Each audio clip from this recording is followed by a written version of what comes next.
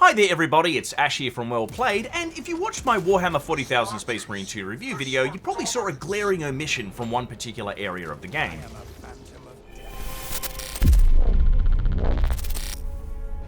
The Endless War mode is the PvP only sort of get in there and biff 'em up Space Marine battle simulator, and during the review period, because it's a 6v6 experience, I don't think we ever had a situation where 12 journalists all pressed go at the same time. But the game's in early access now, so there's lots of fresh meat to jump in and give it a real crack. So taking the 6 classes that you're probably familiar with from the operations mode into the PvP, it's pretty much what you'd expect. The sniper snipes, the heavy blasts, and the vanguard zip kicks you in the face. Now for the good.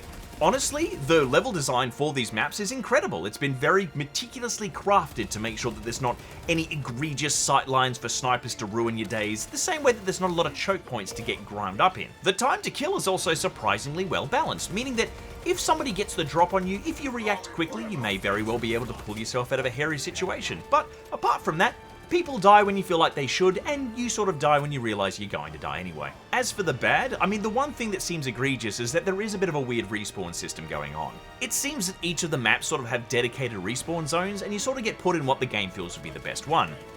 The only issue is that this could also mean that you're going to respawn on top of enemies. Or, alternatively, you could be minding your own business and then an entire enemy team spawns on you.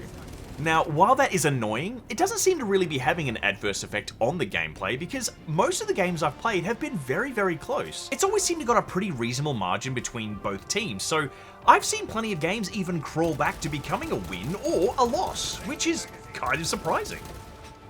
Now the key thing to remember is that all classes have the same amount of health. The thing that differs is the amount of armor they have, so that's the kind of thing you need to consider before you jump into an engagement.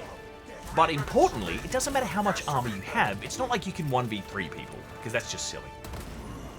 As for progression, I think what you find is that you will unlock unique guns by playing this mode. Are they balanced? I have no idea. It's going to take me 23 levels, I think, to unlock the las fusil for my sniper, so I hope it's balanced. But here in these early days, I've got to say, it's quite enjoyable and I'm surprised. It's sort of equal parts Gears of War, Halo multiplayer.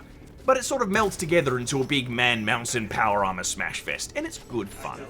So if you're keen to check out Space Marine 2, by all means do dip your feet into the Endless War mode and rep your colours of choice and smash some heretics, or, you know, crush some loyalists, you know you want to. And with that, I'm getting back into it. Catch you in the next one.